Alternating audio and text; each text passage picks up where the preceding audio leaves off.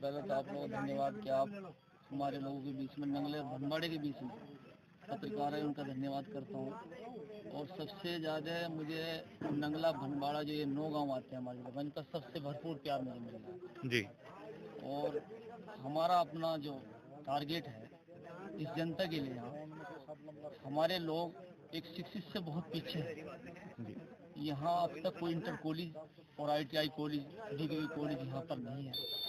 अगर हमें प्यार मिला जनता का, हम यहाँ से बन के गए जिला पंचायत, तो इंशाल्लाह जिले पे से चाहे हमें लखनऊ तक जाना पड़े, एक यहाँ इंटर कॉलेज लाने का, एक शिक्षित काम करवाने का सबसे पहला काम करेंगे। सबसे पहला टारगेट हमारा होगा शिक्षित का। जब लोग शिक्षित पढ़े लिखे होंगे तो लोग नौकरी पे जाएंगे, नौकरी लगेगी और उनके अंदर एक ये राजनीति की संभावना भी बढ़ेगी। उससे पढ़ाई लिखाई से राजनीति का भी संबंध है, उससे आदमी आगे चलता है। और पढ़े लिखे यहाँ नौकरी में, अब तुम देख लो नंगले बनवाड़ी की जनसंख्या लगभग 20,000 हो कम से, इनमें बच्चे भी हैं, नौजवान सब। यहाँ देख लो कितने सरकारी नौकरी। और जब एक इंटर कॉलेज यहाँ सरकारी होगा ना, तो इंशाल्लाह यहाँ से, यहीं से वो commissioner, DIG, DM, SSP, CO, सिपाही यहीं से निकलेंगे। ये हमारा टारगेट रहेगा। यहाँ शिक्षा के ऊपर सबसे पहला जोर मेरा यहाँ शिक्षा के ऊपर रहेगा कि शिक्षा जितनी ज्यादा हो सके पढ़ाई दोनों गाँव से, इतना मेरा यहाँ। अगर गाँव का पूरा प्यार मिला, इन लोगों को पूरा जनता का सहयोग भी मिल रहा है। आज मैं यहीं से निकला जा रहा था तो मैंने यहाँ देखा कि अलीम भाई के यहाँ पत्रकार आए हुए हैं, तो मैंने सोचा पता नहीं कैसे भीड़ क्यों बैठी, तो देखा आप अलीम जी के यहाँ आए पे, तो मैं रुक गया। आपकी बहुत बढ़िया कि आप यहाँ तक, अब तक तो यहाँ पत्रकार भी नहीं पहुँच पाते, इतनी दूरी पे दोनों गाँव हैं। अच्छा सर, मैं जानना चाहूँगा, जैसे हमारे किसान लोग हैं, खेती जो है गांव के सबसे बड़ा एक मुख्य स्रोत होता है, और किसान के लिए जिला पंचायत अपने स्तर से कुछ कच्चे कार्य, कुछ पक्के कार्य करा सकता है, यानी कि खड़ंजा लगा सकता है, गांव से दूसरे गांव को जोड़ सकता है। लेकिन किसानों की अगर बात करें, हमारे जो चक्रोड हैं, हमारे जो रास्ते हैं, वो कहीं ना कहीं आज भी ऐसे त्रस्त हैं कि बरसात के समय में वो रास्ते कम लगते हैं, कीचड़ के तालाब ज्यादा लगते हैं। मेरा ये मानना है कि मैं भी एक किसान का बेटा हूँ जी, और मेरे वालिद साहब भी किसान हैं, और मैं भी देख रहा हूँ कि जितने हमारे यहाँ गांव के टोटल रास्ते हैं, किसी पे भी आज तक किसी नेता ने कोई खड़ंजा नहीं लगा, सब जो है कच्चे में चलते हैं जी। किसी की बुग्गी धस जाती है तो किसी की गन्ने की बुग्गी फट जाती है। इससे कहीं ना कहीं मामला, इतना मामला खराब है रास्तों का, कि उसे देखते हुए मेरा ये टारगेट है कि अगर मैं बना तो इंशाल्लाह ये जितने खड़ंजे हैं नंगले बनवाड़े के इन 9 गाँवों में सब में लगूँ, सब में काम कराऊँ। दूसरी बात मेरी रहेगी, ये हमारे जो 9 गांव हैं एक दूसरे से काफी हटके हैं, तो इन 9 गांव की जो व्यवस्था अगर मैं बात करूं यातायात की, तो काफी गांव में यातायात व्यवस्था चरम सीमा पर है। ये बिल्कुल आपकी बात सही है। यहाँ कल्याणपुर 7 किलोमीटर पड़ता है यहाँ से आपको आदमी को आने के लिए, वहाँ से आने के लिए एक सवारी के लिए कम से कम 1-1.5 घंटा वेट करना पड़ता है। कल्याणपुर गाँव से जी मोड़ पड़ता है, टोडा मोड़ बोलते हैं उसे, वहाँ करना पड़ता। हमने क्या ये बनाया कि एक यहाँ से बाईपास है, जिसे पारसी बाईपास बोलते हैं, वहाँ से एक बड़ा ये क्या है टाली गाँव पड़ता है, उसके पास को हमने एक रोड की व्यवस्था करे ताकि वो रोड बाहर आके यहाँ मिल जाए बढ़ाने वाले, ताकि रोड पे बसें सारी घूम के नंगला भनवाड़े क्रॉस कर ले। ये भी टारगेट है हमारा।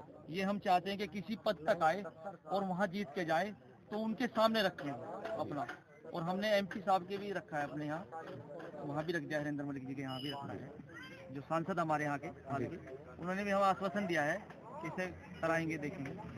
तो मैं तो यही है कि अब जब बाईपास आ जाएगा तो इंशाल्लाह जो रोड बेज है वो काम आना जाना इन 9 गाँवों को ही लेके जाएंगे।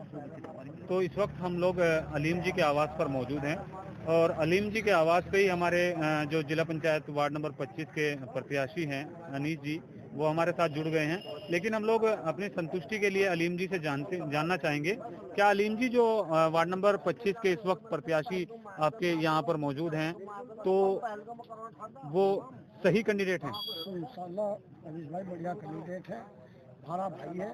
भाई क्या, भाई तो औलाद ही लगे जी, वैसे भी काम नहीं देगा तो औलाद के तरीके से काम देंगे जी, देंगे, काम अच्छा करेगा, विकास अच्छा करेगा। अच्छा, कोई हम बिल्कुल खुश है। हम इस वक्त हुसैनाबाद भनवाड़ा गांव में हैं, और अगर वार्ड नंबर 25 से अनीस जी प्रत्याशी हैं, तो हुसैनाबाद भनवाड़ा का रुख किधर रहेगा? नहीं, अपने के साथ में रहेगा। जी यानी इसमें बाहर का नहीं, हमारा बालक है, हम सब उनको किसी की तरफ रखे, जी। पूरा भंडवाड़ा इसके साथ। तो क्या लगता है आपके वार्ड नंबर 25 की सीट जो है वो अनीस जी निकाल पाएंगे? इंशाल्लाह जी। और आपके जो वादे हैं उन पर खरा उतरेंगे? हम तो अभी नहीं बताते, कभी नहीं, कोई जो प्रधान होवे यही वादे करे, जी लेकिन हम ऐसा वादा नहीं करते। इस पब्लिक को खुद दिख जाएगा इंशाल्लाह, जो हमें प्रधान बनाओगे जी। इन्हें खुद दिख जाएगा कि अपने वादों में खड़े उतरे या नहीं उतरे। जी, बहुत बहुत धन्यवाद। सभी को ईद उल अजहा इन 9 गाँवों के सभी को इसकी शुभकामनाएं देनी चाहता हूँ। और मैं ये कहना चाहता हूँ, ये त्यौहार आ रहा है, इसे एक शांतिपूर्ण से सभी लोग मनाएं और एक दूसरे का ख्याल करते हुए गंदगी न फैलाएं। और जो वैसा मामला है कबाड़ उसे बिल्कुल एक तरफा करे, एक बोले में कहता कि किसी दिक्कत न हो। ये हमारे माननीय मुख्यमंत्री गाइडलाइन के सफाई सुथराई से काम को करते हैं। जी। इसी साथ में ईद उल अजहा के पर्व पे अलीम जी आप क्या कहना चाहेंगे? उसमें क्या कहूँ, ये कह दें। जी ये भी अलीम भाई की तरफ से भी शुभकामनाएं हैं। जी। धन्यवाद।